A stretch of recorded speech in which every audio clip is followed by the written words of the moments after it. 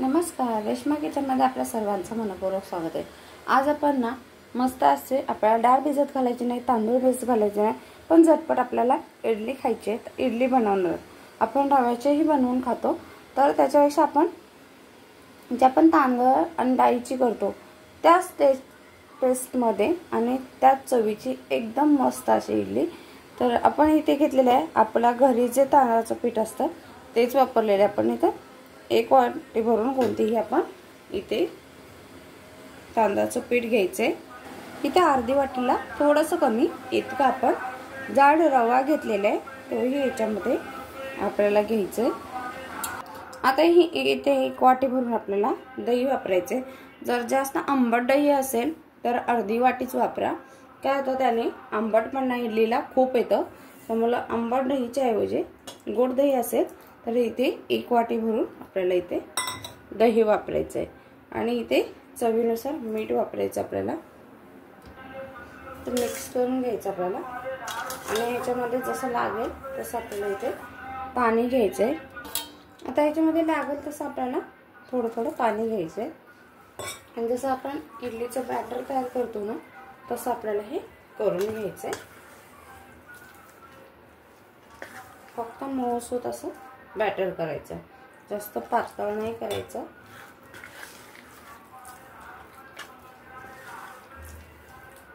या पद्धतीने आपल्याला हे बॅटर छान असं गाठी मोडून तयार करून घ्यायचं।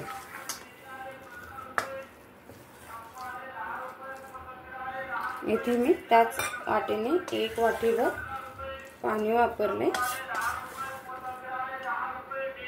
इतकं आपण हे घट्टसर असं भिजवलं, जेवढ्या वाटीने आपण पाणी घेतलं तेवढे इथे आपल्याला पीठ भिजवण्यासाठी लागलेले आहे। आता हे आपण 10 मिनिटं झाकून ठेवूया।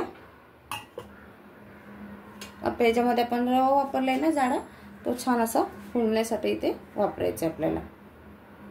नंतर जर रवा आपला फुलला किंवा आपल्याला समजतं की त्याच्यामध्ये पाणी किती घालायचं आणि मस्त आपली इडली तयार होते। त्यामुळे 10 मिनिटं हे मिक्स करून झाकून ठेवून द्यायचं बाजूला। हे पहा इथे आता 10 मिनिटं झालेले, झाकण काढून घेतलं आपण। मस्त असं मिक्स करून घेऊ। नाही वाटत याच्यात पाण्याची गरज होती आपल्याला, जर लागलं तर वापरा। आता याच्यामध्ये आपल्याला इनो फूड सॉल्ट वापरायचे। इनो इथे मी घेतलेलं आहे बघा, एक छान चमचा भरून नाही घ्यायचा, छोटासा पाव चमचा भर मी इथे इनो घेतलेला आहे। एक साइड केली ना तर बघा एक पाव चमचा भर इनो आहे। आता याच्यावर आपल्याला थोडंसं पाणी घ्यायचं आहे। तर हे मस्त असं मिक्स करून घ्यायचं आपल्याला।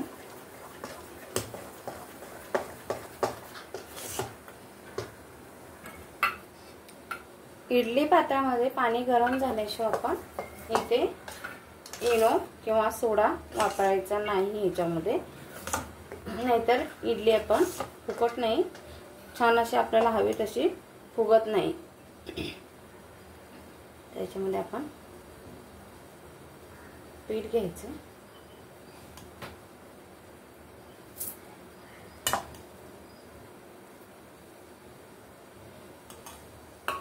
तेल लावून घेतलेलं आहे मी आणि मग याच्यामध्ये पहिले याला भांड्याला आपण तेल लावून घ्यायचं।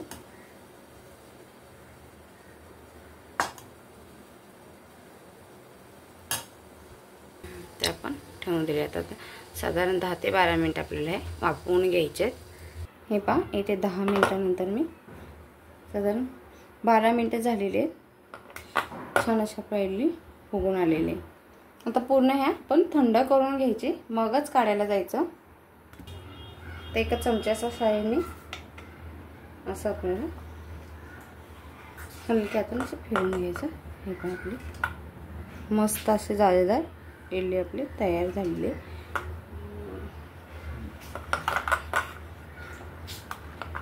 सेम आपण जसं आपण डाळ तांदळाची करून खातो ना त्याच पद्धतीने इडली खायला लागते।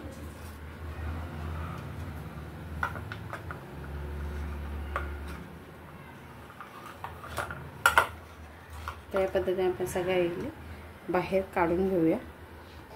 हे पहा किती मस्त अशी जाळीदार आणि शुभ्र अशी आपली इडली तयार झालेली, मस्त अशी।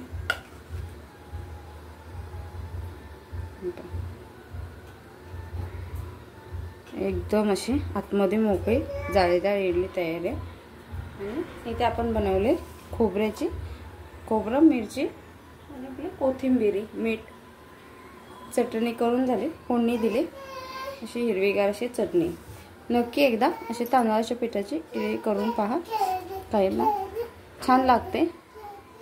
व्हिडिओ पूर्ण पहा, व्हिडिओ लाईक करा, शेअर करा, सबस्क्राईब नसेल केलं तर सबस्क्राईब करा। व्हिडिओ पाहिल्याबद्दल खूप खूप खूप धन्यवाद।